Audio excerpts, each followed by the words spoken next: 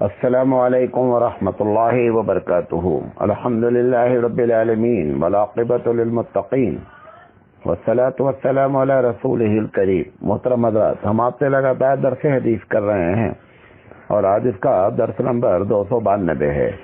ہم مستقل آپ سے ایصال ثواب پر بات کر رہے ہیں اور اس لحاظ سے اس کا یہ 8واں سیریل ہے اور ہو سکتا ہے 9 پر یہ 9 نمبر پہ ختم ہو۔ آج ہم جو بات کرنا چاہتے ہیں، گرچہ آپ کو پسند نہیں آئے گی یہ بات، لیکن قرآن حدیث کی روشنی میں جو بات ہے وہ آپ کو بتانا ضروری ہے، بھلے آپ کو پسند آئے اور یا پسند نہ آئے، کیونکہ یہ ایک عالم کی ذمہ داری ہوتی ہے کہ قرآن حدیث کی بات کی وہ اشاعت کرے، اس کا پرچار کرے، اور اگر خاص کر لوگوں میں غلط فہمیاں ہیں، لوگ غلط بات پر عمل کر رہے ہیں، تو ایسے منکر پر خاموشی نہ اختیار کی جائے بلکہ اس پر بات کی جائے۔ تو آج جو سوال ہے، جو بات ہے، وہ یہ ہے کہ قرآن خوانی، جو قرآن خوانی جو لفظ ہے، یہ سب سے پہلی بات تو جان لیں، یہ عربی لفظ نہیں ہے۔ دوسرا لفظ استعمال ہوتا ہے قرآن کا بخشنا، یہ بھی عربی لفظ نہیں ہے۔ ایصال ثواب ایک الگ ٹاپک ہے جس پر میں نے پوری بات کی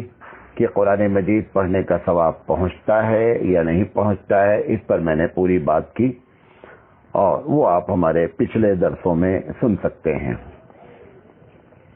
جو مروجہ قرآن خوانی ہے، یعنی جو اس وقت ہماری سوسائٹی میں رائج ہے، جس طریقے سے لوگ قرآن خوانی کر رہے ہیں،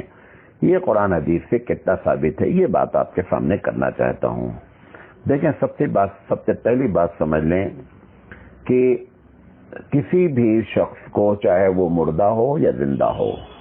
اس کو ثواب پہنچانے کے لیے وقت کا متعین کرنا، دن کا متعین کرنا، طریقے کا متعین کرنا اپنی طرف سے، یہ چاہے طریقہ ہو، چاہے دن ہو، چاہے وقت ہو، چاہے ایک حیت ہو، یعنی اس طریقے سے بیٹھ کر یہ ثواب پہنچایا جائے گا، یہ تمام چیزیں سنت کے خلاف ہیں۔ کوئی ایسی ہمارے پاس حدیث نہیں ہے کہ آپ مرے ہوئے شخص کو ایصال ثواب پہنچائیں، اس کے لیے تیسرے دن کا انتخاب ہو، اس کے لیے کسی بزرگ کی قبر کا انتخاب ہو، اس کے لیے کسی خانقاہ کا انتخاب ہو، کسی پیر کے گھر کی وہیں جا کر کے یہ کام ہوگا، اسی خانقاہ میں بیٹھ کر یہ کام ہوگا، اسی قبر پر بیٹھ کر یہ کام ہوگا ایصال ثواب کا، یہ طریقہ ایک دم غلط طریقہ ہے، یہ قرآن حدیث سے ثابت نہیں ہے۔ اب جو مختلف قسم کی قرآن خوانیاں ہو رہی ہیں، جو مجھے معلوم ہے، میں اس کا ذکر کر رہا ہوں۔ اس سے یہ نہ سمجھے کوئی کہ اگر آپ کے علاقے میں کوئی طریقہ ہے اور وہ اس کا ذکر میں نے نہیں کیا، تو آپ اپنے طور پر یہ فیصلہ نہ کر لیں کہ یہ طریقہ گویا جائز ہے، تبھی جو ہے وہ مولانا نے اس کا ذکر نہیں کیا، یہ بات نہیں ہے، مجھے معلوم نہیں ہے، کیونکہ بنیادی بات میں نے بتا دیا کہ قرآن خوانی کا کوئی طریقہ قرآن حدیث میں لکھا ہی نہیں ہے، نہ دن کے لحاظ سے لکھا ہے، نہ وقت کے لحاظ سے لکھا ہے، نہ جگہ کے لحاظ سے لکھا ہے، نہ طریقہ کار کے لحاظ سے لکھا ہے۔ وہ جو بھی آپ طریقہ اختیار کر رہے ہیں، جس طریقے سے بھی آپ کے علاقے میں قرآن خوانی ہو رہی ہے، وہ سب کی سب سنت کے خلاف ہے۔ میں ایصال ثواب پہ بات نہیں کر رہا ہوں، ایصال ثواب پہ تو میں 7 سیریل اس کے پہلے پیش کر چکا ہوں، مروجہ قرآن خوانی کے بارے میں بات کر رہا ہوں۔ اب کبھی جو ہے وہ چہلم کے نام پر ہوتا ہے، کبھی مرنے والے کی برسی کے نام پر ہوتا ہے، نہ برسی عربی لفظ نہ چہلم عربی لفظ۔ کبھی قرآن خوانی خوشی کے نام پر ہوتا ہے، بعض علاقوں میں شادی کے موقع پہ قرآن خوانی کرتے ہیں، تاریخ لڑکی لڑکے کی پڑ جاتی ہے تب قرآن خوانی کرتے ہیں، دکان کا افتتاح کرنا ہوتا ہے تب قرآن خوانی کرتے ہیں، گھر کا افتتاح کرنا ہوتا ہے نئے گھر کا، اس میں قرآن خوانی کرتے ہیں۔ یہ چیز بھی اللہ کے رسول صلی اللہ علیہ وسلم سے ثابت نہیں ہے اور نہ صحابہ کا عمل اس پر رہا ہے۔ آپ کے ذہن میں یہ جواب نہیں آنا چاہیے کہ بہت سے لوگ کرتے ہیں۔ اگر یہ سوال آپ کے ذہن میں آ رہا ہے بہت سے لوگ کرتے ہیں، تو یہ جواب بھی آپ یاد رکھیں کہ بہت سے لوگ نہیں کرتے ہیں۔ تو جب بہت سے لوگ نہیں کرنے والے اور بہت سے لوگ کرنے والے ہیں، تو پھر ایسے مسئلے میں جس میں اختلاف ہو جائے اس قسم کا، اس مسئلے کا حل بہت سے لوگ نہیں ہیں، کوئی عالم نہیں ہے، کوئی پیر نہیں ہے، بلکہ قرآن مجید نے کہا ہے کہ جب فَإِن تَنَازَعْتُمْ فِي شَيْءٍ، اگر کسی مسئلے میں تمہارا ڈسپیوٹ ہو جائے، اختلاف ہو جائے، تو اس مسئلے کا حل فَرُدُّوهُ إِلَى اللَّهِ، کہ اللہ سے، اللہ کی کتاب تلاش کرو، اللہ کے احکامات دیکھو، والرسول، اور اللہ کے رسول صلی اللہ علیہ وسلم کی بات دیکھو۔ تو یہ دماغ میں نہ لائیے کہ جو ہے بہت سے علماء کرتے ہیں، بہت سے علماء نہیں بھی کرتے، یہ جواب دے دیا۔ اور اگر دوسرا جواب آپ کے ذہن میں آ رہا ہے کہ ایسے کام کے کرنے میں نقصان کیا ہے، مثلا ایک آدمی دکان کا افتتاح کر رہا، قرآن پڑھ رہا، اچھا کام کر رہا ہے، اگر یہی طریقہ، سب سے پہلے تو ایک پالیسی بنا لے زندگی کی کہ اسلام کے بارے میں، ثواب کمانے کے بارے میں، جنت اور جہنم کے بارے میں جو بھی چیز کہی جائے گی وہ وہی چیز اچھی مانی جائے گی جو قرآن حدیث سے ثابت ہو۔ قرآن حدیث سے جو چیز ثابت ہوتی ہے وہ اسی پر صحابہ کا معمول ہوتا ہے۔ ہم کو اچھی لگ رہی ہے،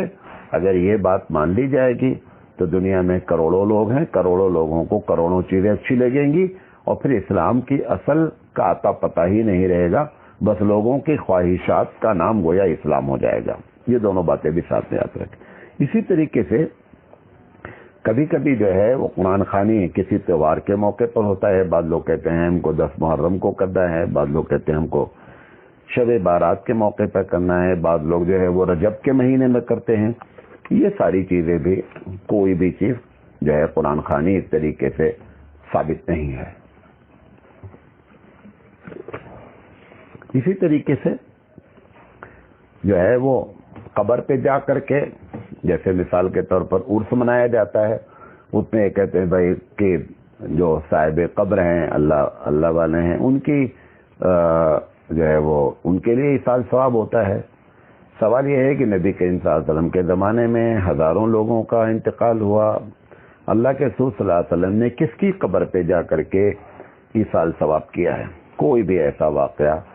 ہمارے پاس نہیں ہے جو طریقہ مروجہ ہمارے پاس ہے۔ اللہ کے رسول صلی اللہ علیہ وسلم قبرستان گئے ہیں، ان کے لیے دعائیں مانگی ہیں، وہ آپ کسی وقت بھی کر سکتے ہیں۔ اس کے لیے تعین کا، ہر سال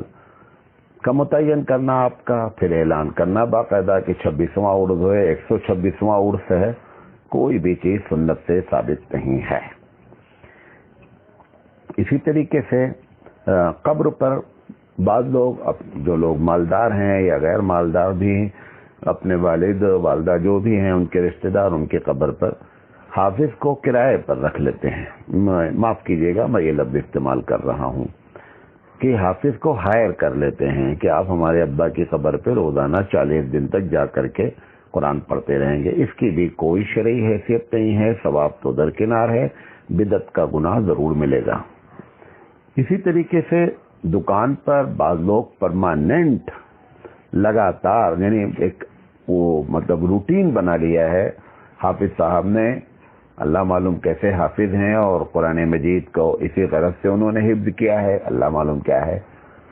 کہ ہر دکان پہ 5-5 منٹ جا کر کے بیٹھ کر قرآن پڑھتے ہیں، اور ایسے 100-200 دکانیں یا 40-50 دکانیں، جس کی جیسی طاقت ہے، بعض لوگ یہ کرواتے ہیں کہ اس سے برکت ہوگی۔ یہ ساری چیزیں سنت کے خلاف ہیں۔ یہ ایک بات بتانا چاہتے تھے۔ اب قرآن خوانی کا جو طریقہ اختیار کیا گیا ہے، الگ الگ طریقے ہیں، الگ الگ علاقے کے الگ الگ طریقے ہیں۔ کچھ لوگ جو ہے وہ لوگوں کو جمع کرتے ہیں، کبھی جو ہے وہ سال برسی کے نام پہ، کبھی چہلم کے نام پہ، کبھی تیجا کے نام پر، اور کبھی 10واں کے نام پر، کبھی 40واں کے نام پر جمع کر کے پھر ایک ترتیب سے قرآن کریم بیٹھ کر پڑھا جاتا ہے کہ بھائی پورا قرآن ایک ایک پارہ سب لوگ نکال لیں گے اور پھر ایک ایک پارہ سب لوگ پڑھیں گے۔ اگر خدا نہ خواستہ نہیں پڑھ پا رہے ہیں اور ٹائم زیادہ ہو رہا ہے تو عجیب و غریب قسم کی حرکتیں ہوتی ہیں۔ کوئی کہتا ہے تم ایک صفحہ پڑھو، ہم دوسرا صفحہ پڑھتے ہیں۔ کیونکہ ان کے دماغ میں یہ بات بیٹھی ہے کہ قرآن مجید کا ختم کرنا ضروری ہے. یہ چیز بھی سنت سے ثابت نہیں ہے. کچھ علاقوں میں ایسا ہوتا ہے کہ جب بندہ مر جاتا ہے، ابھی دفنایا نہیں گیا ہے، تو کچھ لوگ بیٹھ کر کے باقاعدہ بیٹھالا جاتا ہے، اور سورہ ملک جو ہے وہ معلوم نہیں کتنی مرتبہ پڑھتے ہیں، ہمیں نہیں معلوم ہے. یا بعض جگہ پر جو ہے وہ کلمہ طیبہ پڑھا جاتا ہے، بعض جگہ پر جو ہے وہ لا الہ الا انت سبحانک 1.25 لاکھ مرتبہ پڑھنے کی رسم ہے، بعض جگہ درود شریف پڑھنے کی رسم ہے. بہرحال جو بھی ہم کر رہے ہیں یہ مروجہ طریقہ، یہ کوئی طریقہ بھی اللہ کے رسول صلی اللہ علیہ وسلم سے قطعی طور پر ثابت نہیں ہے. ثابت سے مراد یہ نہیں ہے کہ صحیح حدیث موجود نہیں ہے، ضعیف حدیث بھی موجود نہیں ہے. اسی طریقے سے کبھی کبھی ایسا بھی ہوتا ہے کہ جب کوئی مر جاتا ہے تو گاؤں والے گھر گھر گھوم کر کے کہ بھائی